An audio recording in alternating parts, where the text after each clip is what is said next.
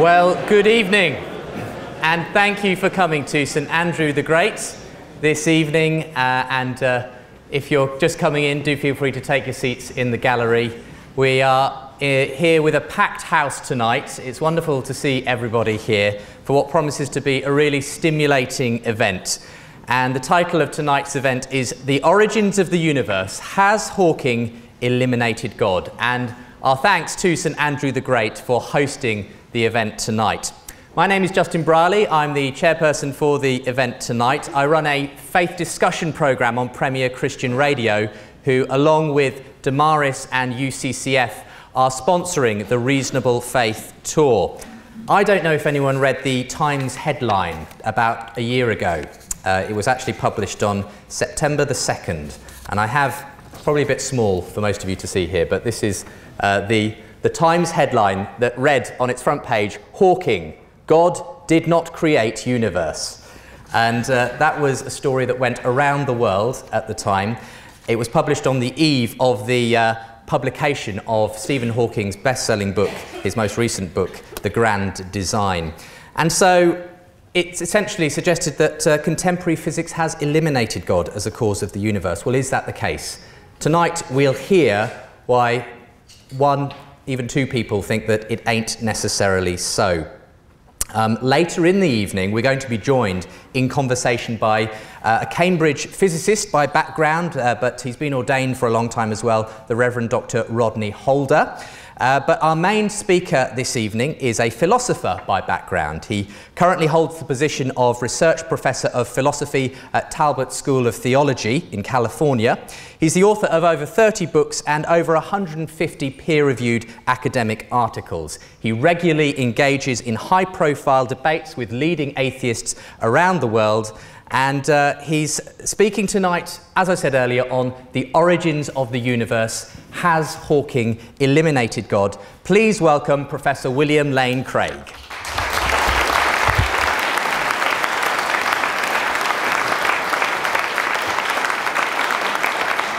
Thank you very much. Thank you. It's a delight to be here with you this evening.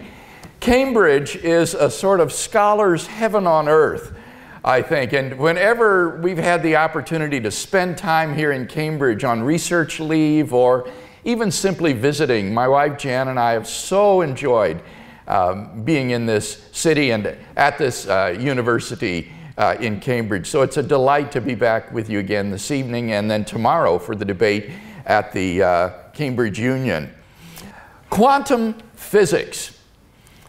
The very term is enough to send a chill up your spine and to send the theologians ducking into foxholes. Stephen Hawking is the quantum king of popular culture.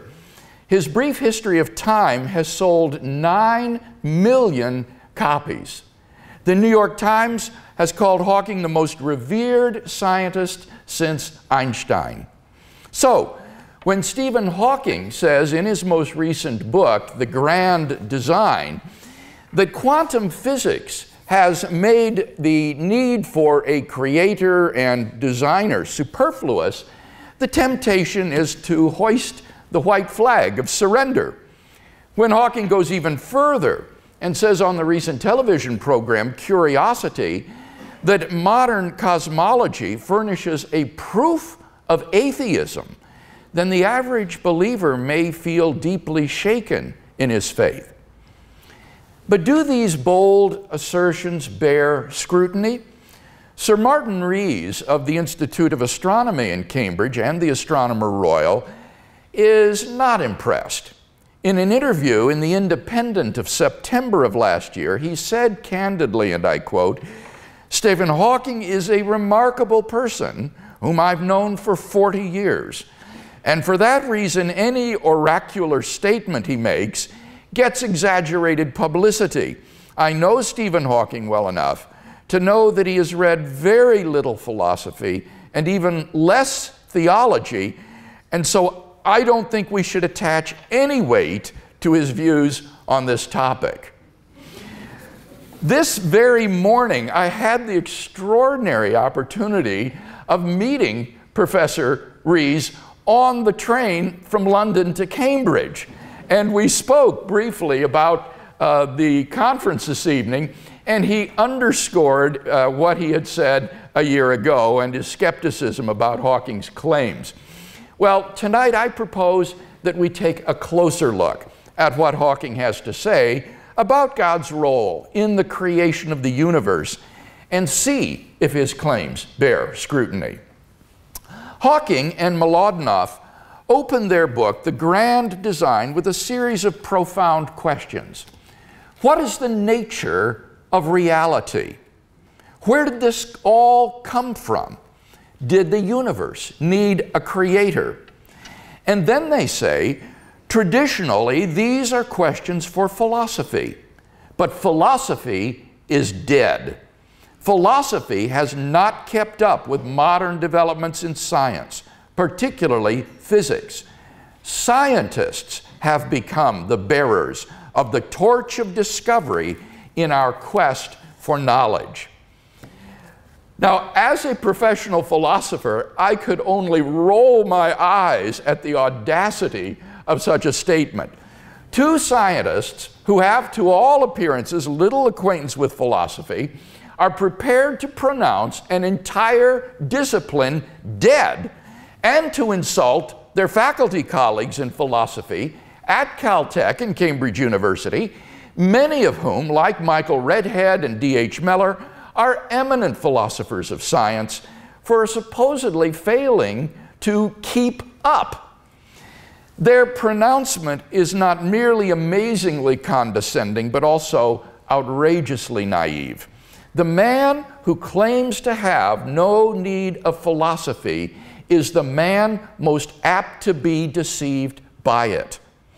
You might therefore anticipate that Hawking and Mlodinow's subsequent exposition of their favored theories would be underpinned by a host of unexamined philosophical presuppositions. And that expectation is in fact borne out. Their claims about laws of nature, the possibility of miracles, scientific determinism, and the illusion of free will are all asserted with only the thinnest of justification. Now, I don't have time to talk about these issues this evening, but should you be interested, I've commented on them in some detail at my website, reasonablefaith.org. Just look at Question of the Week, number 181, for a discussion. Clearly, Mlodinow and Hawking are up to their necks in philosophical questions. What you might not expect, however, is that after pronouncing the death of philosophy, Hawking and Mlodinow should themselves then plunge immediately into a philosophical discussion of scientific realism versus anti-realism. I thought philosophy was supposed to be dead, but the first third of their book is not about current scientific theories at all, but is a disquisition on the history and philosophy of science. I found this section to be the most interesting and mind-boggling of the entire book. Let me explain. Having set aside a Monday afternoon to read Hawking and Mlodinow's book, I spent that morning working through an article from Blackwell's Contemporary Debates in Metaphysics on a philosophical viewpoint known as ontological pluralism. Ontological pluralism. Now, what is that? Ontological pluralism is a view in an area of philosophy whose name sounds like stuttering, metaphysics, or as it's sometimes called, meta-ontology. This is philosophy at its most ethereal. Ontology is the study of being, or of what exists, the nature of reality. Meta-ontology is one step higher. It inquires whether ontological disputes are meaningful and how best to resolve them. Ontological pluralism holds that there really is no right answer to many ontological questions, such as, do composite objects exist? According to the ontological pluralist, these are just different ways of describing reality, and none of these is more correct or accurate than another. There literally is no fact of the matter to answer these questions. So, if you were to ask, for example, is there such a thing as the moon? The ontological pluralist would say that the question has no objective answer. It's not true that the moon exists, and it's not true that the moon does not exist. There just is no fact of the matter about whether there is such a thing as the moon. Ontological pluralism is thus a radical view which is defended by only a handful of contemporary philosophers. Imagine my astonishment, therefore, to find Hawking and Mlodinow espousing ontological pluralism, without, of course, being aware of the name, as their answer to the question, what is the nature of reality? They call their view model-dependent realism. They explain that models are just different ways of interpreting our sense perceptions. On their view, there is no objective reality out there to which our models of the world more or less accurately correspond. Mlodinow and Hawking are thus, in fact, extreme anti-realists. For example, contrasting young Earth creationism and the Big Bang Theory, Hawking and Mlodinow claim that while the Big Bang Theory is, quote, more useful, nevertheless, neither model can be said to be more real than the other. Now think of it. This great champion of modern cosmology thinks that the Big Bang model is no more real or accurate than the creation of the world 6,000 years ago. Now you can't help wonder, but what sort of argument would justify adopting so radical a view? All that Mlodinow and Hawking have to offer is the fact that if we were, say, inhabitants of a virtual reality controlled by alien beings, then there would be no way for us to tell that we were in the simulated world, and so we would have no reason to doubt its reality. The trouble with this sort of argument is that it doesn't exclude that there are, in this case, two competing models of the world. One, the aliens' model, and the other, our model, and one of the models is real, and the other one is illusory, even if we can't tell which is which. Moreover, the fact that our observations are model-dependent doesn't imply that we cannot have knowledge of the way the world is, much less that there is no way the world is. For example, a layperson entering the Cavendish laboratory might see that there's a piece of machinery on the lab table, but he would not see that there is an interferometer on the lab table, since he lacks the theoretical knowledge to recognize it as such.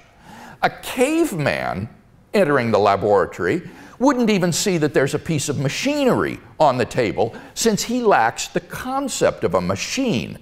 But that does nothing to undermine the objective truth of the lab technician's observation that there is an interferometer on the table. Hawking and Mlodinow, not content with ontological pluralism, really go off the deep end when they assert, and I quote, "There is no model-independent test of reality. It follows that a well-constructed model creates a reality of its own," end quote. Now this is an assertion of ontological relativity, the view that reality itself is different for persons having different models. If you're Fred Hoyle, then the universe really has existed eternally in a steady state. But if you're Roger Penrose, then the universe really did begin with a Big Bang. If you're the ancient physician Galen, blood really does not circulate through the human body. But if you're William Harvey, who discovered circulation, it really does. Now, such a view seems crazy and is made so only more so by Hawking and Mlodinoff's claim that the model itself somehow creates its respective reality. It hardly needs to be said that no such conclusion follows from there being no model-independent test of the way the world is. All of this is, in any case, somewhat beside my main point. The main point is that despite their claim to speak as scientific torchbearers of knowledge, what Hawking and Mlodinoff are engaged in is philosophy. The most important conclusions drawn in their book are philosophical, not scientific. Why then do they pronounce philosophy dead and claim as scientists to be bearing the torch of discovery? Simply because that enables them to cloak their amateurish philosophizing with the mantle of scientific authority, and so avoid the hard work of actually arguing for their positions rather than merely asserting their philosophical viewpoints. For that reason, I am frankly not terribly impressed when scientists begin to pronounce on questions of philosophy and theology.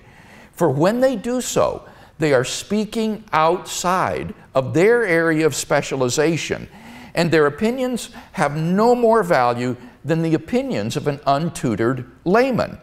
Indeed, they are untutored laymen when it comes to these questions, for scientists typically lack any training in philosophy and theology.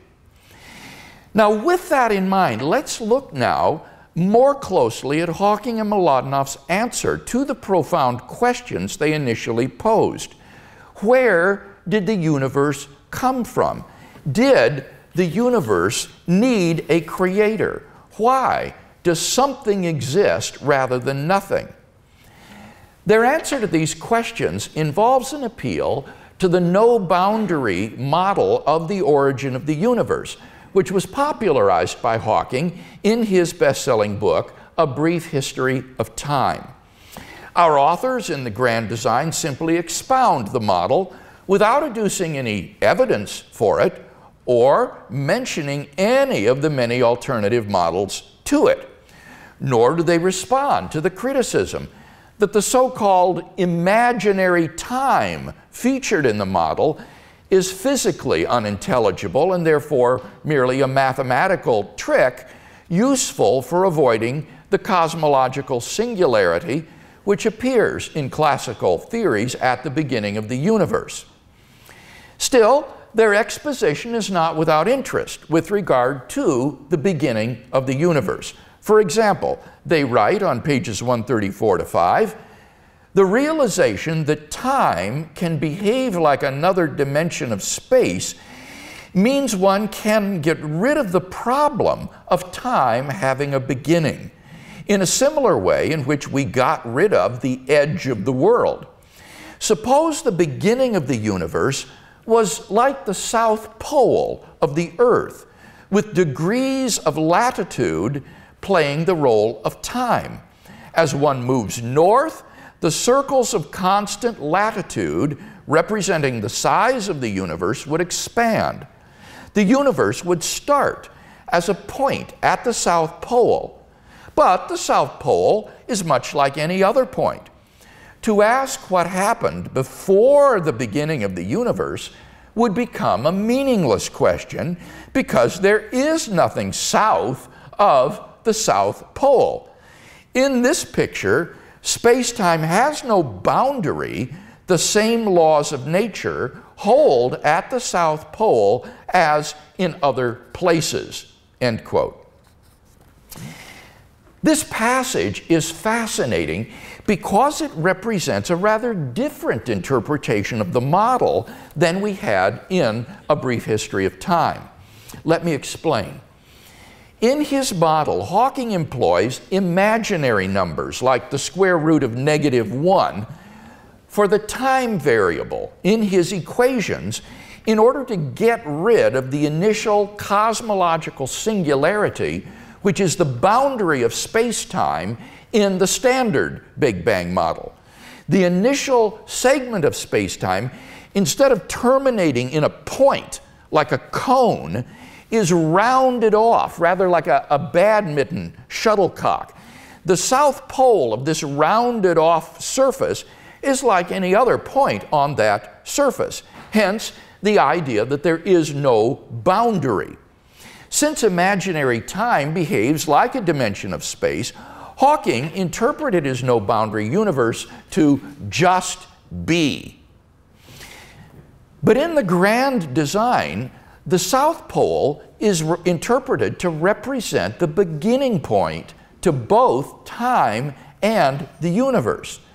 Despite the fact that imaginary time behaves like another spatial dimension, Hawking allows the circles of latitude to play the role of time, which has a beginning point at the South Pole.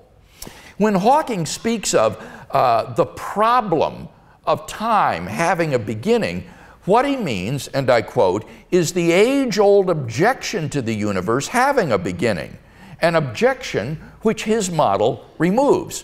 So, what is that age-old objection? That objection, he says, is the question, what happened before the beginning of the universe?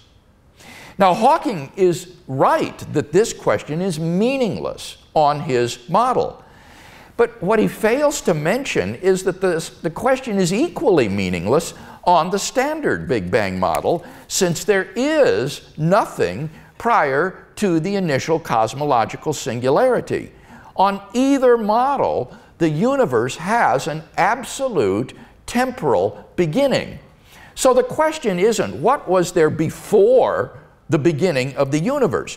Rather, the real question is, why did the universe begin to exist? Why is there something rather than nothing? Hawking and Mlodinow advocate what they call a top-down approach to this question.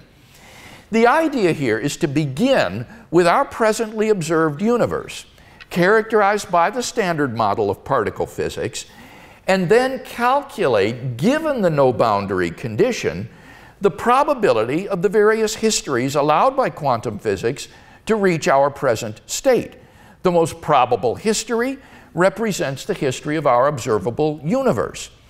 Hawking and Mlodinow claim that in this view, the universe appeared spontaneously from nothing. And by spontaneously, they appear to mean without a cause. But how does that follow from the model? The top-down approach calculates the probability of our observable universe given the no-boundary condition. The top-down approach doesn't calculate the probability that the no-boundary condition should exist in the first place. It just takes it for granted. Now, such a condition is not metaphysically or physically necessary.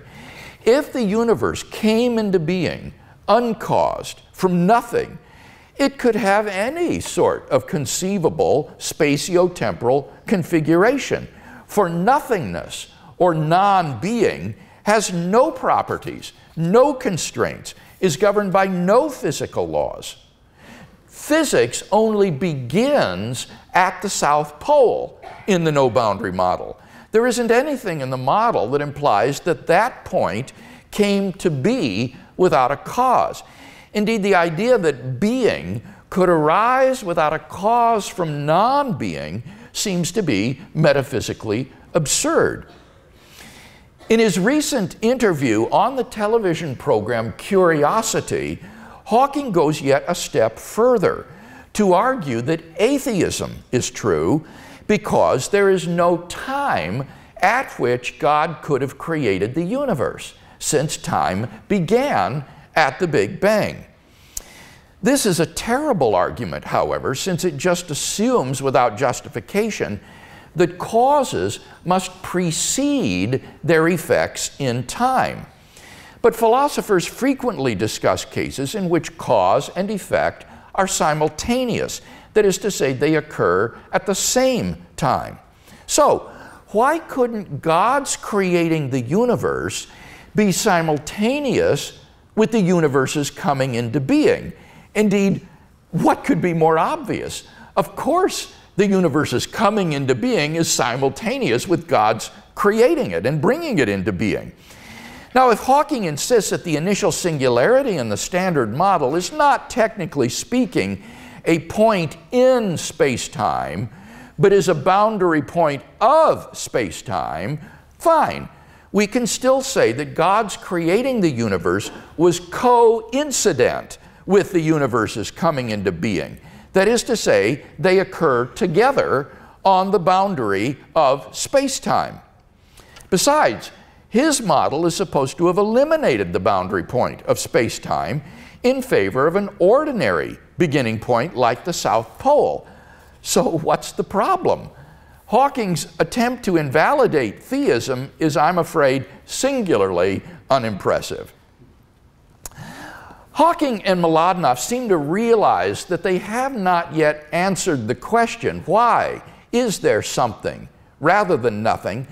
For they return to this question in their concluding chapter and give a quite different answer.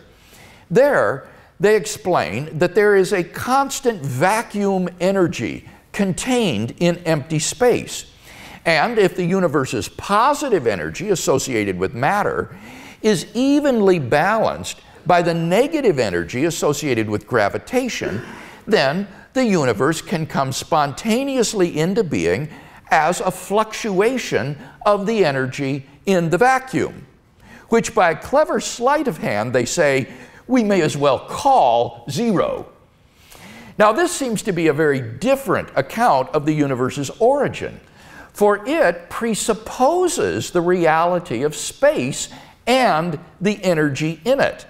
So it's puzzling when Mlodinow and Hawking conclude, and I quote, because there is a law like gravity, the universe can and will create itself from nothing in the manner described in chapter 6.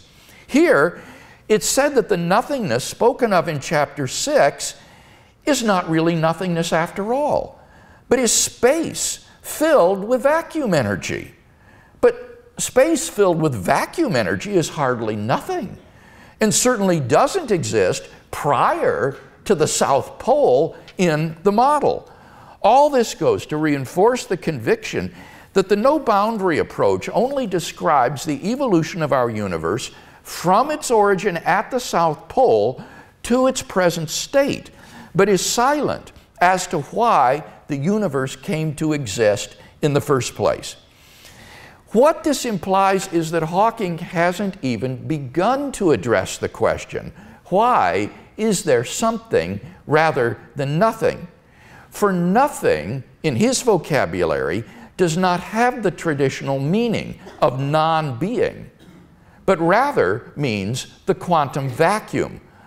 Hawking and Mlodinow's equivocal use of terms is painfully evident in their interview with the American television host Larry King on his program. Here is how it went.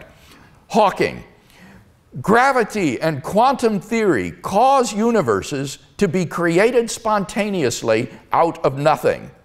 Larry King, who created the nothing? Where did the nothing come from? Mlodinow, according to quantum theory, there is no such thing as nothingness.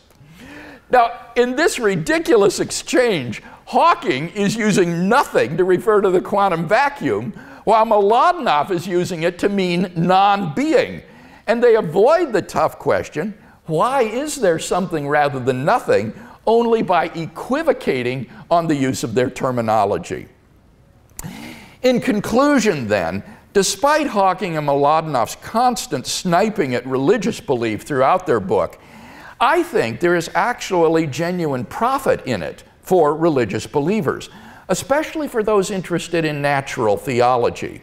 For the authors affirm and argue for an absolute beginning of time and the universe, which points ineluctably to a transcendent cause beyond the universe. Given the desperation and/or irrelevancy of their proffered answers to the profound questions that motivated their inquiry, their book thus turns out to be quite supportive of the existence of a creator of the cosmos.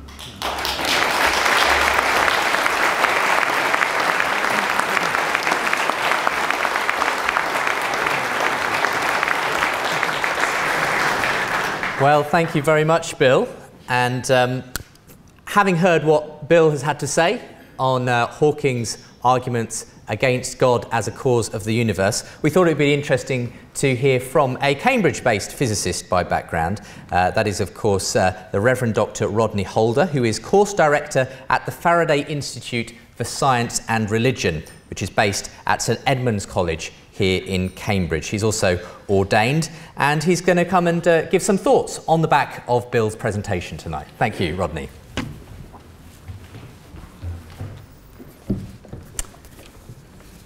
Well, thank you very much, Justin, and it's a great pleasure to be able to respond to Bill. I'm extremely grateful for the opportunity to do so. This isn't, however, too much of a critique, because I'm very much in sympathy with what Professor Lane Craig has said. But it seems to me there are two fundamental questions which modern cosmology poses, which take us beyond the science itself into the realm of metaphysics, philosophy, or even theology. And they are, first of all, the indication that the universe had a beginning in time, some 13.7 billion years ago, which Bill has been talking about. And secondly, the fact that the constants which go into the laws of physics and the initial conditions of the universe at the Big Bang need to take the values they do to high degrees of accuracy in order for the universe to give rise to life, and indeed to anything interesting at all. It seems that the idea of the universe having a beginning has presented a serious challenge to cosmologists in the modern world, especially cosmologists of an atheist persuasion. Einstein, who was more of a pantheist than an atheist, hated the idea and chose a particular value for the cosmological constant in order to make the universe static. Eddington, who was a Quaker, called the idea repugnant. But the most serious opposition came from a group of Cambridge cosmologists, Fred Hoyle, Hermann Bondi, and Thomas Gold, who proposed the alternative of a steady-state universe. It was, in fact, Fred Hoyle who coined the phrase Big Bang in the first place as a term of abuse for the theory, because he believed that if the universe had a beginning in time, then it would need God to create it. And of course, as an atheist, Hoyle hated the very idea of that. And it seems that Hawking, similarly today, prefers an approach which attempts to do away with that first moment. Now, I agree with Professor Lane Craig that Hawking and other cosmologists have failed to come up with any convincing way of getting rid of the beginning. But the point I would like to make is that even if they had, they would not have answered the fundamental question addressed by the Christian doctrine of creation. This is indeed the question why there is something rather than nothing. But that is to say that the Christian doctrine of creation is much more about the ontological origin of the universe than its temporal origin. As St. Thomas Aquinas recognized, even if there is a chain of cause and effect which goes back into the infinite past, that infinite chain still needs a first cause outside the chain altogether. So the question is, why does the chain of cause and effect exist at all? And it's because of this kind of argument that St. Thomas said that we can know God exists from reason alone. However, he said that we cannot know from reason alone whether the universe had a beginning in time, although he believed that it did on the basis of his interpretation of Scripture.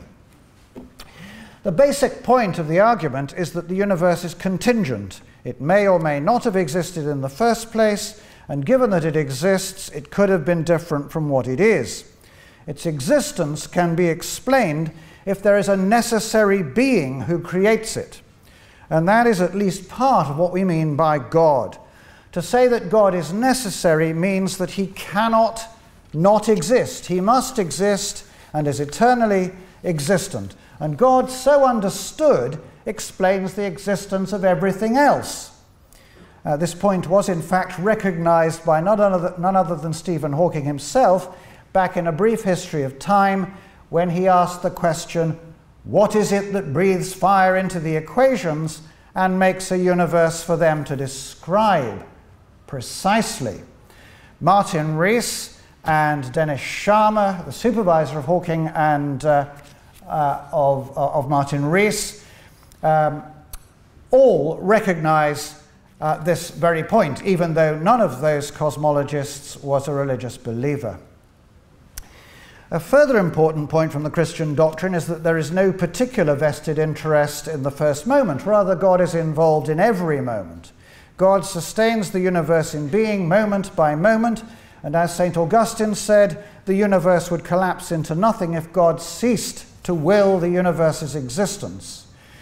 So the upshot of all this is that the Christian doctrine of creation is completely untouched, even if Hawking or others managed to explain away the beginning, which, as Professor Lane Craig says, they are very far from doing.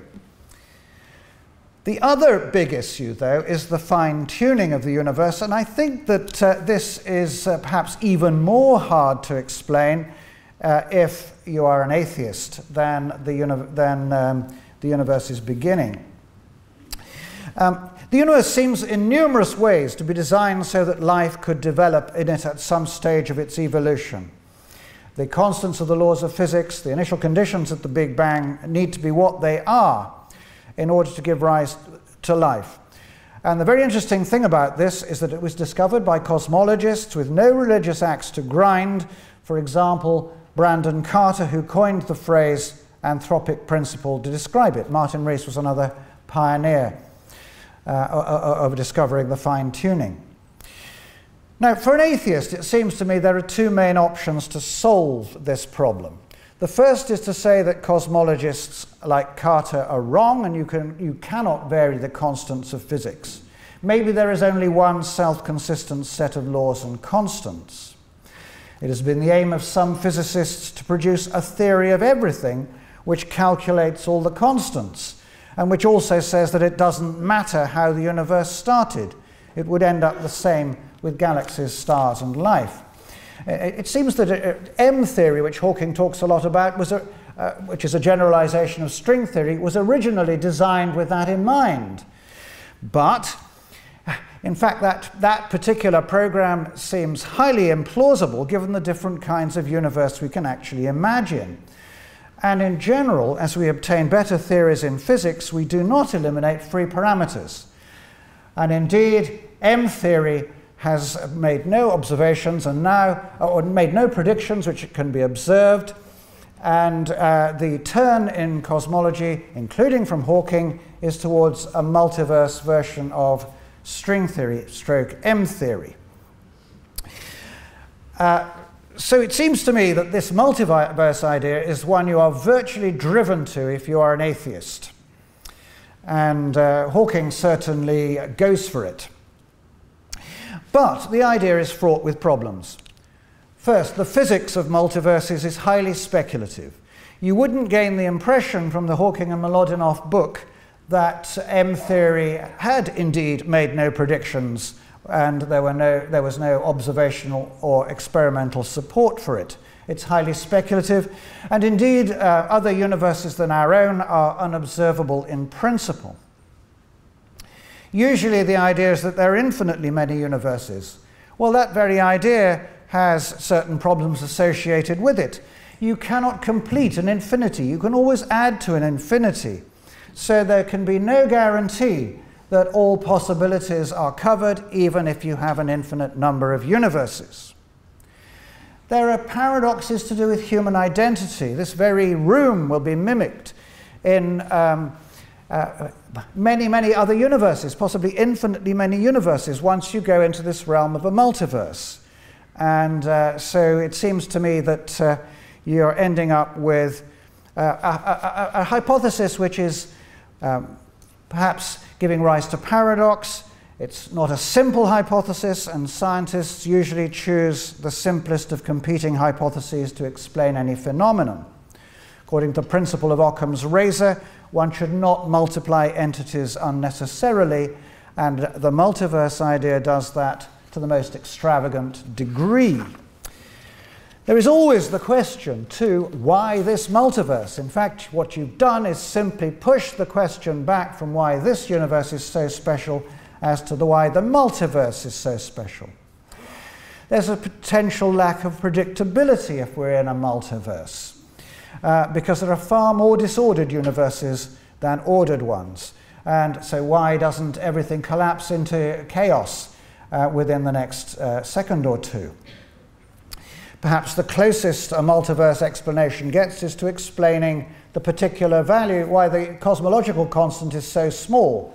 Because only if it is so small within quite a narrow range could galaxies and stars form, even though the theoretical value of that constant is 10 to the 120 times bigger than that which is compatible with observation.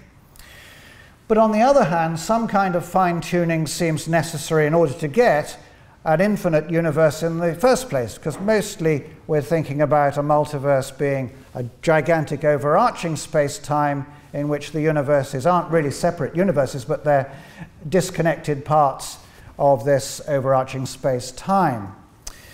And you need the critical density of this whole vast overarching space-time to be lower than the actual density of this to be lower than a certain critical value.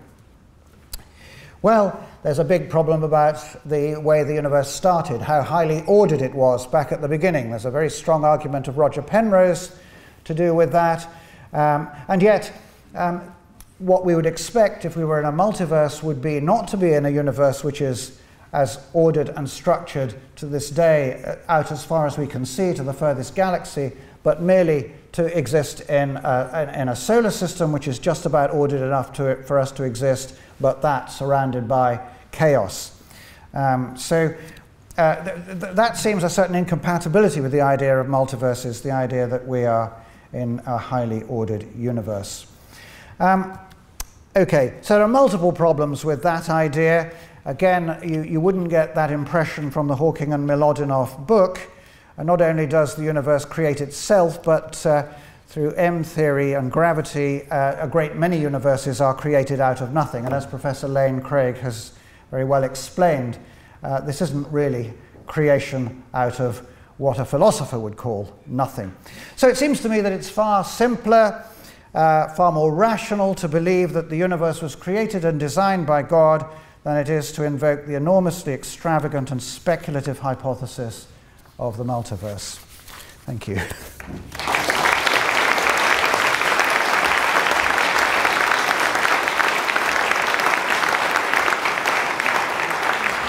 Thank you very much, Rodney. Well, as we've got just a moment's time, I thought it might be interesting, Bill, just for a couple of minutes response to Rodney, if that's possible. To what? To what Rodney has had to say. Question or comment? Just a comment on Rodney's presentation there, and then we'll begin to take some questions. Is that okay?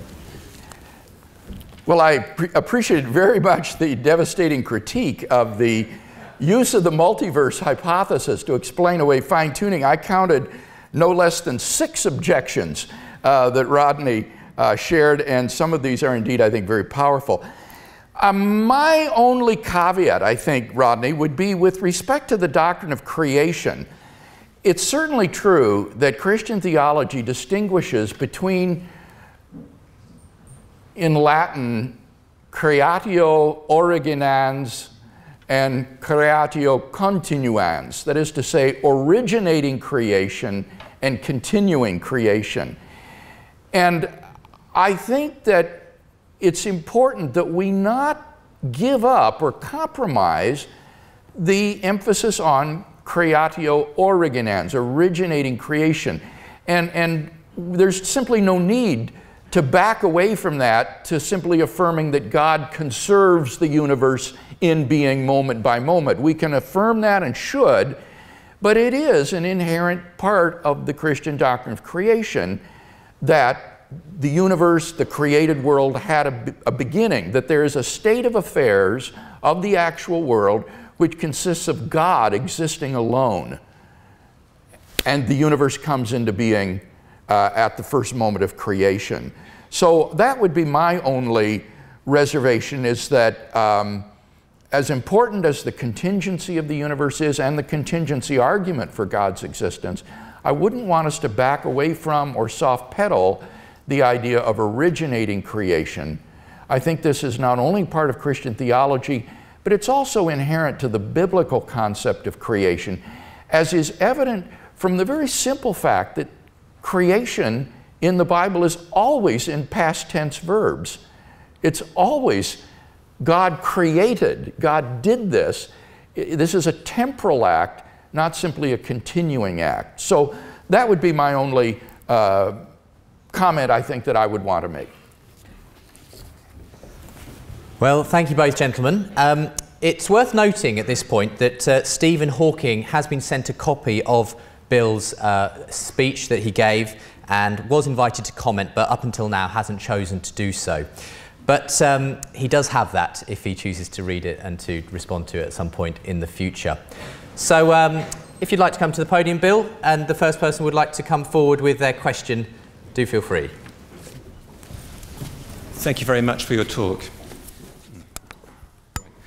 This is a very simple question. If God created everything, if God created the space-time continuum, what created God? Christians do not believe that God created everything. He created everything other than himself. He didn't create himself. So God is an uncreated being. As Rodney indicated so nicely in his speech, the concept of God that is traditional in Christian theology is that God is a necessary being, not a contingent being. That is to say, God exists in all possible worlds. It is metaphysically impossible that he fail to exist. So God is the uncaused first cause of everything other than himself. It's not much of a definition for God. Well, I wasn't offering a definition of God. I was just offering one of the many attributes of God. That I would also say things like God is omnipotent, omniscient, exists self-existently, is eternal, is morally perfect, and so forth. There are many, many attributes that will round out and give you a very theologically rich concept of God. But it's important to see that in Christian thinking, traditionally, God isn't a contingent being. That is to say, a being that just happens to exist. God just doesn't happen to exist. He's metaphysically necessary. He's a self-existent being. His existence, his non-existence is impossible.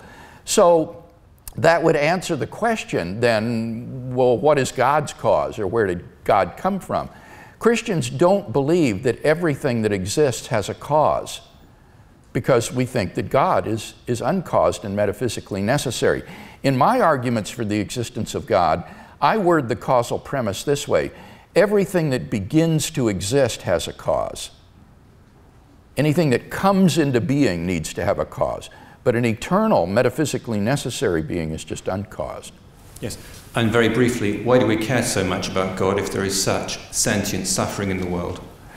Well, that is the $64,000 question, isn't it? The problem of evil and suffering in the world. And what I could say now would be, unfortunately, very soundbite-ish and inadequate. But basically, what I would say is this, that while that is a tremendous emotional obstacle to believing in God, perhaps the most important emotional obstacle, when I think about it hard philosophically, it's very, very difficult to mount an argument against God's existence based on the suffering in the world. The atheist has to show that it's either impossible or highly improbable that God has morally sufficient reasons for permitting the suffering in the world. And we're simply not in a position to make those kind of judgments with any sort of confidence. God's morally sufficient reasons for permitting some incident of suffering in your life might not emerge until centuries later, maybe in another country, so that you would have no hope of being able to see what His morally sufficient reason is for permitting this to enter your life. So it's simply impossible for us to make with any kind of confidence these sort of probability judgments when some incident of suffering occurs that God probably lacks a morally sufficient reason for allowing that. That's sheer speculation. And if I might just say, philosophers who are non-believers recognize this in other contexts. For example, one ethical theory that you often hear is called utilitarianism, one version of which says that we should take those actions that will bring about the greatest happiness for the greatest number of people. Weigh your courses of action and take that action that will bring about the greatest happiness for the greatest number of people. And one of the most common and devastating critiques of utilitarian ethics is that we're simply not in a position to make that kind of calculation. What looks like a short-term boon could turn out to be disastrous in the long run. And what looks like in the short term a horrible thing could turn out to redound to the great flourishing of mankind. And so one of the most common critiques, I think devastating critiques of utilitarian ethics, is that we can't make that kind of judgment. And it's very similar with regard to evil and suffering. We're just not in a position to say it's improbable or impossible that God has morally sufficient reasons for allowing certain things to occur. Hi, thank you for what you've spoken tonight. I'm not sure if I really understand it, but one of the authors had I guess, the meta-ontological concerns that reality even exists. Is that kind of summarizing it? Sort of. At first they take the view that there really is no objective reality out there. It's kind of like saying it's all in your mind. But then they even go deeper and they say each person has his own reality. You create reality yourself. Yes, that's the view they actually espouse in the book. I was just wondering, wouldn't it be simple enough just to drop a brick on their foot to demonstrate the reality? I think that would probably do it for any common sense individual. But as I say, for persons who are unaware of their own philosophical presuppositions and assumptions, they haven't thought these things through. In fact, they call their view a type of realism, when in fact it's a radical anti-realism. But yeah, I think yes, I appreciate your commonsensical point.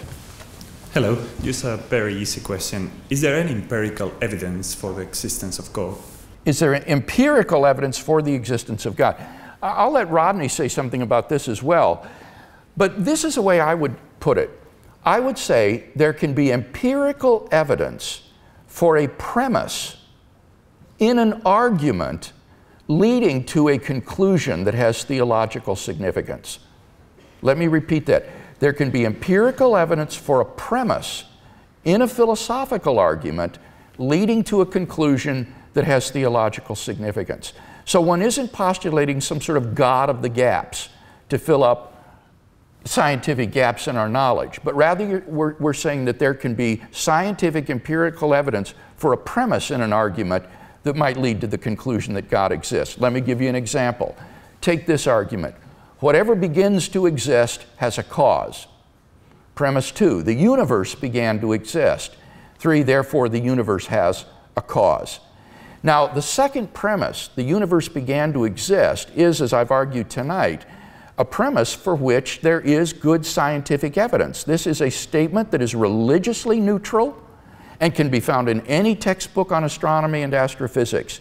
It is a premise to which scientific or empirical evidence is relevant. And yet, in this philosophical argument, I think it does lead to a conclusion that has great theological significance. Right, it sounds to me a bit like you're just giving an argument, not real evidence. Say it louder, please. It just sounds to me that you're giving just an argument, not real evidence. I mean, when I mean about evidence, it's just, you know, any facts, any physical, anything we can notice. The only thing I can say is you have got a belief, for what you can argue that God exists. You haven't got really. There is also a belief for God might not exist, but you can prove either side. Well, I would invite you to think about the argument that I just gave. Just Whatever begins to exist has a cause. The universe began to exist. That leads to the existence of a being beyond the universe, and then we can deduce some of the theologically significant properties of this being. You may think I'm being overly subtle, but what I'm trying to do is avoid this common accusation of God of the gaps reasoning. And I think that the way I've articulated is right, and there are good arguments for God's existence. But no evidence. But no evidence. There is yes, no evidence. The evidence is for the premises in the argument that leads logically to a conclusion that God exists. Let me give you another example, all right? The fine-tuning of the universe is due to either physical necessity, chance, or design. Number two, the fine-tuning is not due to either physical necessity or chance. That's what Rodney argued tonight, from which it follows logically and inescapably, therefore, it is due to design. That is to say, there's a cosmic designer of the universe. There is no evidence for fine-tuning anyway. Well, Rodney, would you like to address theories. that question? There's no evidence for fine-tuning. Well, there's a great deal there are very many parameters which are fine-tuned. I mean, the classic example comes from Fred Hoyle, who was an atheist and yet discovered that in order for carbon and oxygen to be made inside stars, you need a certain balance of forces, you need a resonance in the carbon atom and so on. And he was moved to, this atheist was moved to talk about a super intellect behind physics and behind the universe, essentially. There are no blind forces worth speaking about in nature. And there are multiple examples of that kind. Now, what I would say, I would agree with Professor Lane Craig, I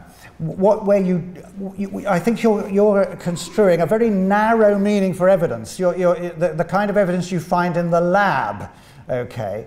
Well, what we're talking about is a comparison not of different scientific hypotheses here, but different metaphysical hypotheses. So we're asking a meta question here. We're not asking, what are the laws of nature and what do they describe and what predictions can we make of them? We're asking, why are the laws of nature the way they are? But that goes into a metaphysical argument of the kind that Professor Lane Craig was describing. But there are plenty of other kinds of evidence for the belief that we have as Christians. There's the evidence from religious experience. There's the evidence that we are in a universe that has moral What is religious experience? Sorry, what is religious experience? Well, it's a very widely and commonly shared.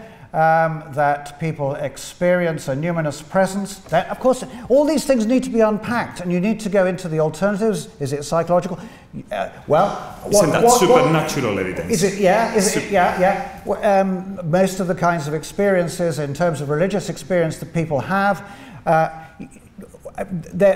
you can't demolish them any more than you can demolish the idea that I'm speaking to you now. It's the same kind of argument. We are going to have to move on, but thank you very much. But then you'd come to the empirical evidence to do with the life, death, and resurrection of Jesus, which is historical evidence. So there are other kinds of evidence. I would like to be proven that, by the way. Well, come along on Monday evening in Southampton, and you'll hear more about that. Okay, would we have the next questioner? Thank you. Hello. One Spencer coined the famous phrase, survival of the fittest. Now, I was pondering about this one day, and I thought, if you expand it, you get correct me if I've got this wrong, that's what I'm here for. I thought, survival of the fittest to survive, or I thought you could expand it, those that survive are the fittest to survive. Now, it's self-evident there, you've got a self-defining statement, a circular logic, a truism. Now, I understand there's a basic law in science philosophy which states that for a theory to be valid, it must be inherently disprovable. Well, it seems to me that Spencer's phrase is just a piece of circular logic, so it breaks that maxim. Correct or not? Well, you're speaking of an area here where, frankly, it's not an area that I deal in. You're talking about biological evolutionary theory. This is not a subject in which I'm competent to speak. I know that many people have criticized the notion of survival of the fittest for being tautological or circular in the way that you just described. On the other hand, I've seen statements by a number of evolutionary biologists who will dispense with that slogan and simply say that what the theory requires is that species which produce the maximum number of offspring are those that are most apt to survive, so that they can get along without this sort of circularity. But this isn't an area that I have more than a layman's interest in. Rodney, is this something you'd like to speak to? I could briefly, but I mean, Darwin, of course, spoke about natural selection. What we do have is the mechanism now for that. We have the combination of mutations of genes and so on, and selection by the environment, and that gives rise to better survival so as to reproduce. And it's reproductive success that's the key to evolution. Could I just add one little thing, though? You talk about the survival of the fittest. I mean, Darwin's tree of life, as far as I'm aware, only shows divergent evolution. Now, I'm correct in saying... I think you could forget the phrase. It was Herbert Spencer's phrase, not Darwin's, although I think he incorporated it into later editions of The Origin, but it was not his phrase originally. Neither, in fact, was he only used the word evolved once in the book, and that was the last word of the book. So, I mean, you can get into a lot of misunderstanding about evolution by picking up these phrases, I think. We will move on to our next question, but thank you very much. We'll have the next person at the microphone now. I think a lot of your argument for the existence of God is based to some extent on what you perceive as inconsistencies and problems with Hawking's view of the universe. And it stems back to what is called the Big Bang. Well, I think what Hawkins has possibly overlooked is there could have been more than one Big Bang. In fact, there could have been an indefinite sequence of Big Bangs. We would not be able to trace the existence of any of them, except the last one, in the part of the universe we live in. Yeah. All right. Sorry, that's not really a question. It's more of a statement of opinion. Yes, well, that's fine. I think you've misunderstood my intention this evening. First, I wasn't arguing for the existence of God tonight. I wasn't giving an argument for God's existence. I was merely addressing the question, has Hawking eliminated the need for a creator? Has he eliminated God's existence? And my critique of Hawking was not at all based on inconsistencies in his model. Rather, what I looked at was the philosophical presuppositions and implications of the theory, but I'm assuming, for the sake of argument, that his theory is correct. That I'm granting that what his model says is correct, that time in the universe began at the South Pole, and then asking the question, does that explain why the universe exists, why there's something rather than nothing? Does it explain why the universe came into being? And my answer to those questions is no, the model doesn't even address those questions. So I'm not at all criticizing Stephen Hawking's model. My bone to pick with him are the philosophical implications and assumptions that he makes, whereby he tries to use the model to eliminate theism. I think if this model is true, it fairly cries out for theism, because it does posit an absolute beginning of the universe, not an infinite cycle of universes prior to this, but an absolute beginning of time in the universe. So whether the model is correct is for the physicists to decide, but I'm assuming, for the sake of argument tonight, that it is correct, and simply arguing that it, far from eliminating the need for a creator, it fairly impels us to it. Well, it seems that the possibility of multiple Big Bangs is easier to believe in than multiverses. Than multiverse? Yeah, because... Well, of course, yeah, the question of believability, we have to be very careful here. If you look at the article that I wrote with physicist James Sinclair in the Blackwell Companion for Natural Theology on the cosmological argument for God's existence. My colleague, James Sinclair, does a very nice survey of contemporary cosmology and all the competing alternatives to the Hawking model that is mentioned in this book. And what he shows is that these cyclical models face all kinds of difficulties that make them impossible to extrapolate to past infinity. Even given these sort of cyclical models, they can't be extrapolated to an eternal past. And in fact, one of the problems with them is precisely the fine-tuning. In order to go through an infinite series of cycles to arrive at today would require infinitely precise fine-tuning of the universe to exhibit that kind of a behavior. So it would fairly throw you into the fine-tuning argument of Rodney Holder. Did you want to comment at all on that anymore?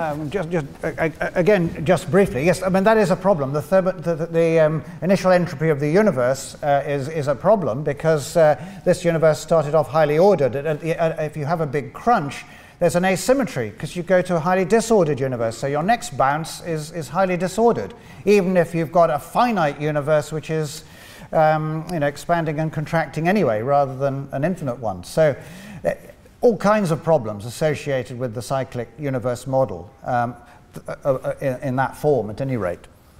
Thank you very, very much for the question. Very interesting. Our next questioner, please. Thank you. Hi. As you said, like earlier, if God is benevolent and omnipotent, then why, in your utilitarian model, why must a few suffer? Why are we in that position to begin with? Why what to begin with? So, as you say, like, my understanding of utilitarianism is, say, there's two tracks, and we must diverge the train onto the track which the fewer must suffer. Then why are we on this position in the first place as such? So why must a few why must a few suffer in the long scheme? In the Christian view, God has chosen to create a world of free agents who can freely choose either to obey or to disobey him. And evil ultimately enters into the universe God has made through the free choices of creatures. And free will is a good thing. That's a good thing to have, but it involves the inherent possibility that these creatures may not do good, they may not act in conformity with God's will, but may freely turn away from it, and that brings evil into the world. But surely that's contrary to the fact that he's benevolent, if he's knowingly letting us suffer. Yeah, I don't think it is contrary to the fact of being benevolent, because he wants to have free creatures who are genuine moral agents rather than robots and puppets. It would be an exercise in futility for God to make a puppet world where there's no freedom, and then to say to these creatures, "Do you love me?" and then pull the strings and they say, "Yes, God, we love you." Such a world would be meaningless. So it seems to me that the gift of free will is a tremendous act of benevolence on God's part, and it's our fault that we misuse it. It's not his fault. Fortunately, in the Christian view, God has done something about this. Namely, he sent his Son, Jesus Christ, to die for the sin of mankind so that we can experience God's forgiveness and moral cleansing and eternal life. So God is in the business of reclaiming lost sinners and setting things right again, and ultimately he will. So, but as you said, it almost sounds like we're here for his entertainment. We're here for his entertainment? Yeah, because you said No. So he lets us suffer to make it more interesting? You remember? No,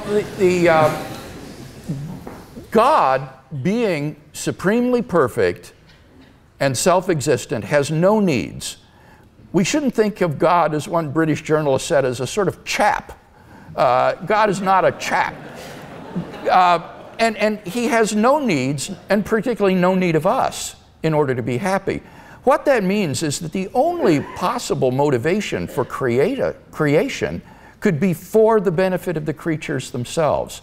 Namely, God has created us so that we can have the awesome joy of being related and knowing him as the source of supreme, infinite goodness and love, and to enjoy Him for eternity. So that the act of creation is itself a tremendous act of grace and benevolence, because it's all for us. It's for our sake and not for His own. So if you're still thinking in terms of God creating us for His entertainment, your God is too small. That's so far from the Christian concept of God as to be a travesty. We are going to have to move on, but thank you. Another very interesting set of questions there. Thank you very much for your presentation, your lecture this evening. I appreciate that. I think the concept of multiverse may have been seen, or may be seen, as an escape route for some atheists from their philosophical quandary, if I get you right. I don't want to psychoanalyze physicists and talk about their motivations. I don't think that's wise or necessary. I think these theories can be weighed by the evidence and judged accordingly, and we can prescind from psychoanalyzing the motivations that might lie behind their formulators. So I don't make a judgment like that. Point taken. Could I then dare to suggest that maybe we are in danger, through the attempt to prove them wrong in this concept, in danger of limiting our view of God's infinite creativity? Because I think they are trying to think outside the box. They've got themselves boxed in, and they're trying to think outside the box. Fair enough. And I would like to posit the existence of other universes beyond our relatively small and relatively short-lived universe. All right, I'll let Rodney say something about that in a second, but I think that theism is really the only hope for the multiverse hypothesis. I really do. Look at Rodney's criticisms of the multiverse hypothesis. For example, these problems of predictability that Roger Penrose talks about, or why this multiverse, it needs to be fine-tuning of the multiverse producing mechanism. Things of this sort, I think, can only be solved by positing theism. Namely, there is a God who has created a multiverse. And I'm right there with you in that. I'm just suggesting that our Creator God probably did other things before our universe existed, and is probably in the rest of eternity going to do some other creative things which we cannot in our tiny minds imagine as yet. I think he could have, but I'm reluctant to use the word probably, because I don't think we have any evidence to allow us to use the word probably that he did these things. But I do want to affirm what you're saying is that on naturalism, I think it's highly probable there's no multiverse. But if theism is true, then I think you've got to be open to the multiverse hypothesis in a new way. And I'd like to hear what Rodney has to say about that. Well, yes, I broadly agree with that. Now, there are a number of theologians and indeed cosmologists, Christian cosmologists, who are in favor of a multiverse. So one would be Don Page, evangelical Christian, colleague of Stephen Hawking, written papers with him. He's in favor of a multiverse. The late Arthur Peacock, who was a pioneer of the science-religion discussion, in favor of a multiverse in principle, because because the important thing is that the multiverse brings about cognizing subjects somewhere within it, within some submember.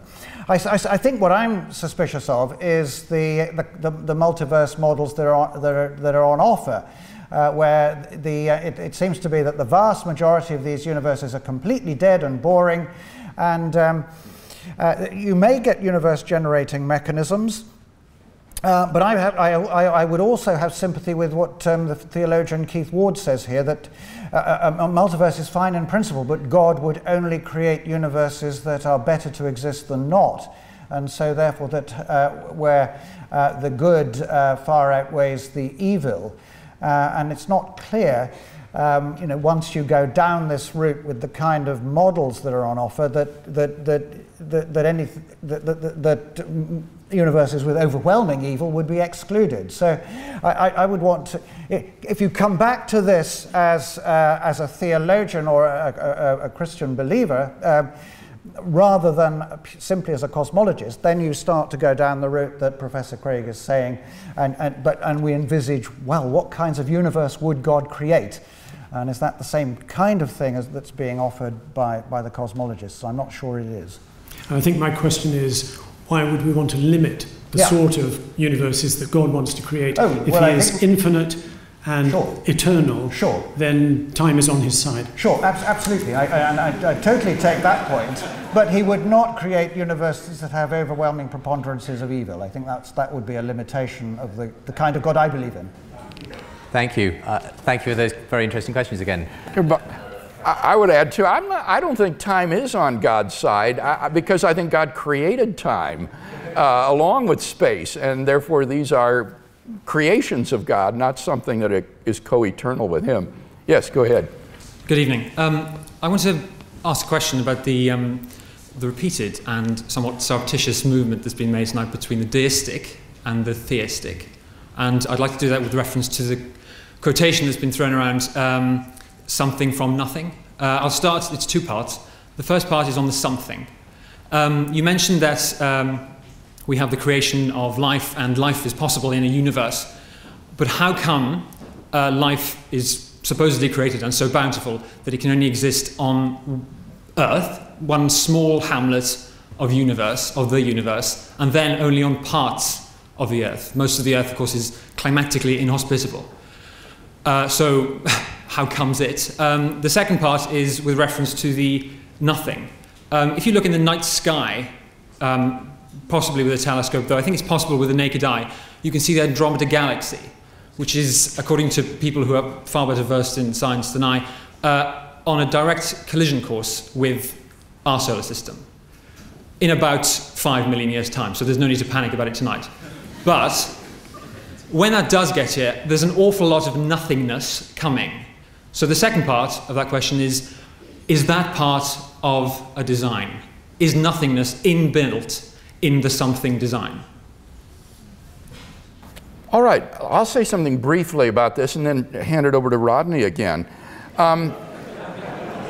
First, I don't think either Rodney or I is committed to saying that life only exists here on Earth. I'm certainly open to the idea that there's extraterrestrial life throughout the universe. I have no idea. Again, I think that theism provides the best chance for that to happen. It's on naturalism that is so highly, highly improbable that there would be intelligent life anywhere else in the cosmos. But on theism, God could have created it anywhere. Let me finish my answer before you respond. So I'm not committed to saying there's life only here on Earth. But in any case, even life here just on this planet does still require the sort of fine-tuning that Rodney Holder described of the entire cosmos, so that the size of the cosmos is really a function of its expansion and the time needed, for example, to cook up the heavy elements in the stars of which our bodies and life is composed. So the vastness of the universe really could be just for our sake alone in order to get those heavy elements that are necessary for us to exist. Now, with regard to the nothingness, again here, you say nothingness is coming. When I'm using the word nothing, I'm using this in the proper philosophical sense of non-being, not like empty space or vacuum or something of that sort. So I don't think we should talk about nothingness is coming unless you mean that we're going to cease to exist, and I think that is a prediction of physics. What has happened in recent years is that the theological field called eschatology, which is the study of the end times, the last things, eschatology has now become a field of physics. Cosmology or cosmogony studies the origin of the universe. Physical eschatology studies the ultimate fate of the universe. And what physical eschatology says is the universe is on its way toward thermodynamic destruction, that all life, light, and heat will dissipate and disappear, and ultimately the universe will bring about the extinction of all humanity. It underlines, I think, the futility of existence if there is no God. The picture painted by naturalism is very, very grim. But physical eschatology concerns what will happen in the future if God does not intervene to change things first. Cosmogony is historical science. It describes what has actually happened. Eschatology is merely projections based upon current laws and conditions. But if God were to intervene, then in fact the thermodynamic destruction of the universe never will take place. And as Christians, we believe that in fact God will bring about the end of this universe, not thermodynamic extinction, and that He will do so while there is still life on this planet. On what authority do you claim that? On the authority of Jesus of Nazareth. I'd like to refer you then to the first point you made about the possibility that you're quite open to them. Well, let me just add one thing.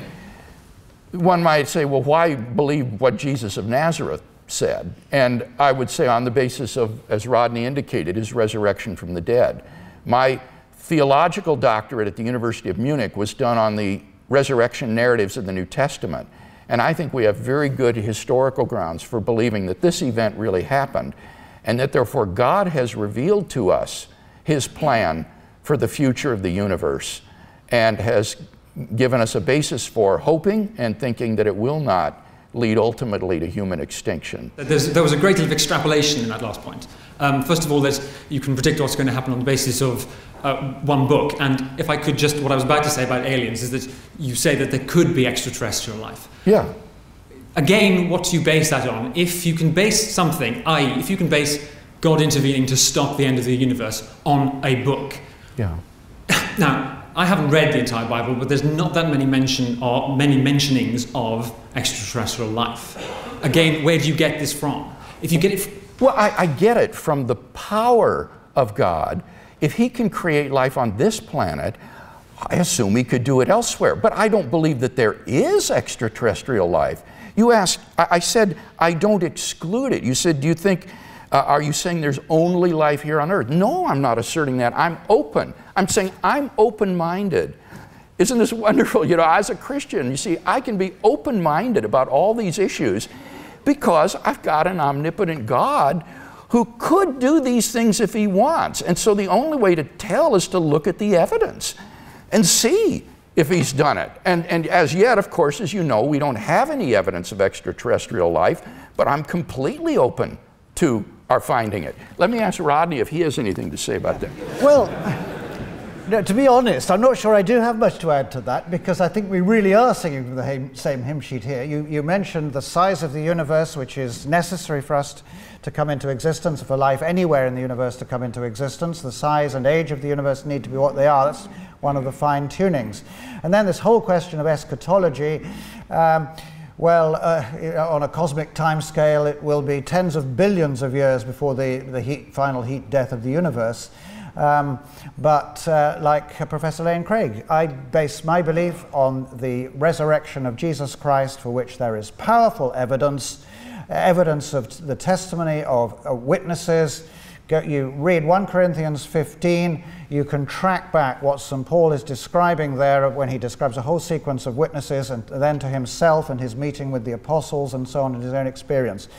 I think that's immensely powerful, and you say you've got the empty tomb, the appearances, the fact that the women were the first on the scene, the first witnesses, which is simply something you wouldn't invent in the first century, because, sad to say, women were not deemed reliable in court and so on. So I base what God is going to do with the universe on the resurrection of Jesus Christ and his appearances. I'm sure you want to come back, but we are going to have to move to another question. Go ahead. Just firstly, I'd like to say thank you. I teach RE, and it's very rare that I get the opportunity to speak to someone who we actually refer to in lessons. All the philosophers and theologians tend to be dead. So I'm very pleased. I'd just like to just share a couple of observations and just ask your thoughts on if I'm on the right tracks and whether there's anything you've noticed with these. Just reading from the book, it says...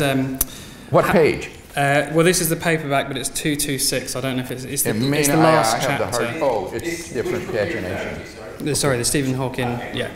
And he says, how can a whole universe be created from nothing? That is why there must be a law like gravity. And I was struck by the phrase, there must be, because that kind of, to me, makes me think of necessity. Yes. And it seems almost like Hawking has replaced Aquinas' necessary being with gravity, or gravity is the necessary being, it must be. And when I began thinking about that, I thought, well, if you think about what gravity does, it holds everything together, it is there in every single atom, in the whole of the universe, it's almost omnipresent, and it creates the universe according to Hawking. I was struck by how that almost seems like a spiritual answer that he's giving, that actually, although he's not using the word God, he's replaced it with gravity, it's almost a spiritual answer, it's almost a kind of form of pantheism. I just wondered whether that was something, whether I'm on the right lines or whether I'm making this up. Yeah, I think you're reading between the lines there, quite honestly. For Hawking, gravity is a purely physical force. It has finite power. It comes into being at the beginning of the universe at the South Pole on his model. It's a physical entity. But I think what you're right in saying that it does kind of serve in a way as a God surrogate, in that he's trying to explain why is there something rather than nothing, and his answer is that given quantum physics and gravity, this explains why there's something rather than nothing. And the point I think that we need to say is, no, it doesn't. As I've tried to show tonight, it doesn't serve that successful role as a God surrogate at all. So in that sense, I think that's right, but I wouldn't spiritualize it from his point of view.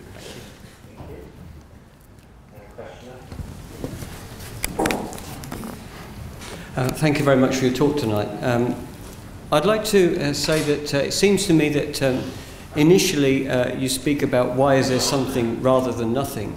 Suggests to me that philosophically the answer lies for you in the will of God, ultimately, for creation. So essentially I want to ask a question which I need you to decide whether it's theological or philosophical. But you speak of free will, and free will seems to be fundamental to the Christian notion of creation, to the Christian experience following creation.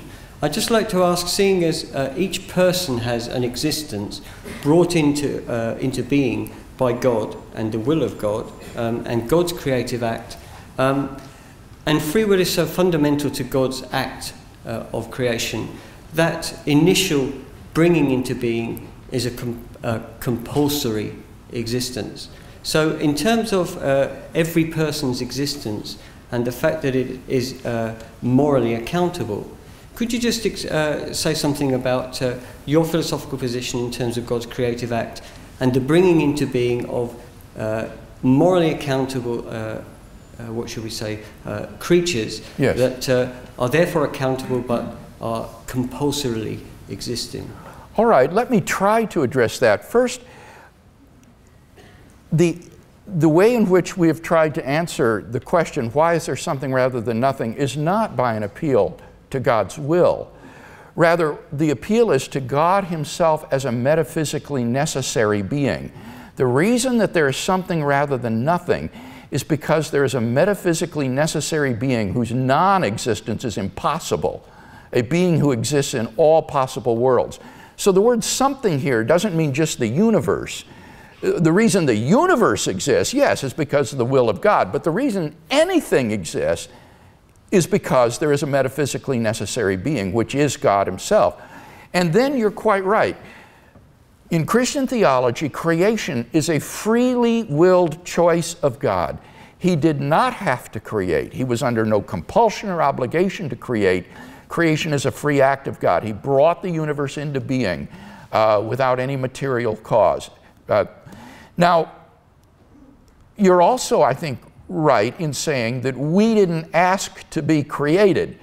And in that sense, we do find ourselves thrust into existence. There is that sort of compulsion, as you put it. I didn't ask to be born. I just find myself here. And this is a profound philosophical question that many philosophers have struggled with. Why do I exist?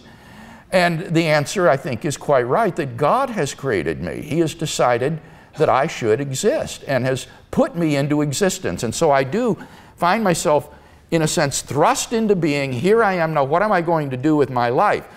And as you also indicated, God has created you as a moral agent.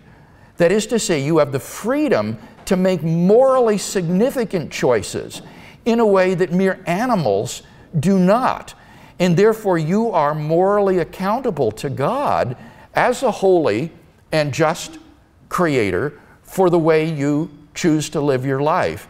And the sad news is that all of us have failed to live up to His holy and moral standards. We have in various ways said or thought or done things that are evil, that are contrary to God's will.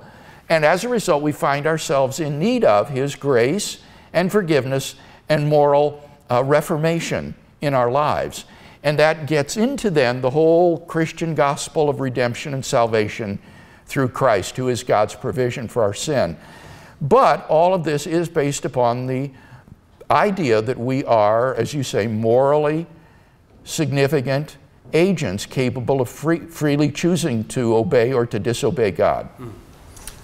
Thank you. I'm not trying to raise this as any proof against any of the claims for God's existence, but I am, as a philosopher, also a teacher, essentially. Yes. Often in conversation with students who may come across Dostoevsky's telling novel, which brings to the point this situation of somebody as if they've been given by God a ticket to existence, and in a sense they want to return the ticket. How come? And I know that this is essentially, it sounds very ungrateful, but it is an ethical issue and a philosophical issue that raises the question of the irreversible nature of those significant moral choices we make, which we didn't instigate. So I wondered if you could say, how might I tell my students, for example, that God is not just that He has the power or the authority. I don't think we need to question that if we take God as a necessary being that has authority. Yes. But the question is, in a sense, how can God hold to account and ultimately make people or expect people to pay for their actions that they didn't ask? Can I give you a very naive analogy? And possibly the analogy will fail.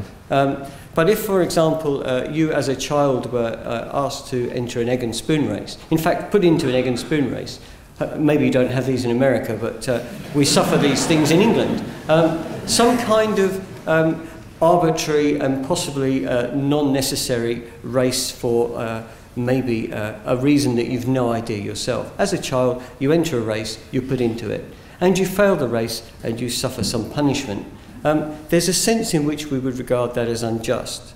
How might I tell my students it's not unjust for God to bring us into being and to make us accountable for our being? All right, well, there's a number of levels on which you can answer that question. First of all, I would argue that it makes no sense to even talk about justice apart from God and His commands. Our moral obligations, I think, are constituted by God's commands to us. So that it's the very concept of justice means something that is in accord with the will and commands of a holy and loving God. So the very concept of justice, I think, is rooted in God and His commands. I think the other thing to keep in mind that these students may not appreciate is what I said to the other questioner earlier tonight, and that is that creation is a tremendous gift. It is for our benefit. We are being given the opportunity to come into relationship with infinite goodness and love, the source of all moral value whatsoever. To know God is an incommensurable good. That is to say, there's literally nothing that can be compared to it. Finite goods cannot even be compared to the infinite good of knowing God. So that those of us who have been created out of all the possible individuals God could have created are the beneficiaries of an indescribable gift, the gift of existence and the chance to know God, infinite goodness and love forever. And that's why they shouldn't want to return the ticket. They should be rejoicing in their good fortune that God has chosen to create them and give them this unspeakable gift. Thank you. Could I just ask one brief thing? I understand that you're not, in giving me that answer for my students, speaking of divine command theory, in the sense that we're not saying God's justice or God's moral sort of framework is basically because of God's command, because of his power. Could you Not because clarify? of his power, but I am a divine command theorist. Very briefly, I would say that good and evil are determined by God himself. God is the paradigm of good. He is kind, loving, fair, impartial, compassionate, and so forth. So that God himself is the paradigm of goodness.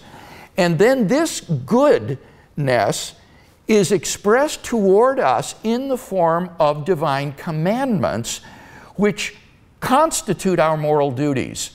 And these commandments are not arbitrary. They are expressions of his own moral character. And therefore, God is not capricious in any way. Rather, his commandments reflect his own perfect goodness. So I am a divine command theorist, but not a voluntarist. I don't think he just makes up moral values. They reflect his essential properties. I appreciate your answer. Thank you. Thank you very much. And our final questioner, I think, and we should be able to finish by 9:30 with this final question. Okay. Thank you, gentlemen. Good evening. Good evening. It's a wonderful talk that you gave this evening. My question is, to quote a proverb, the heart of the problem is the heart of man. Isn't it true that we're so quick to question God when we see suffering and when we see evil in the world, but yet why don't we stop to think of our taste buds when we bite into an apple? Why don't we stop to think about the freedom that we have? Why don't we stop to think about the clothing that we wear and the warmth that we have and air conditioning and all the wonderful things that we have? Why are we so quick to look at the glass being half empty, like, God, you're so terrible up there? Isn't it something to do with our hearts? I think you're right, Ralph. I think the atheist kind of tries to put the theist in a no-win position. Namely, when things are going badly, people say, where is God? Look how rotten and bad things are. When things are going great, then people say, well, I don't need God. I can get along quite fine without him. And so, you know, here in the indulgent Western world of Europe and North America, people do just fine in our comfy, cushy lives. And rather than give thanks to God and praise him for this, they just sort of get along happily without him. And it's really in Africa, Latin America, Asia, and countries that have experienced terrible war, poverty, famine, that the growth rates of Christianity are most dramatic. So I think you're onto something there. We fail to have grateful hearts many times and become self-indulgent rather than giving praise and glory to God for the good things he's given us. Yes, I know for myself that I can go through an entire day and have people be very nice to me, very polite, and it takes one person just to blindside me, and it will ruin my whole day. I'll forget about the 25 people who were good to me, and I'll just focus on that one person. It just destroys my whole attitude. Yeah, and that's a misbalanced set of priorities. Yes, you have to be ready for those moments. Well, thank you very much.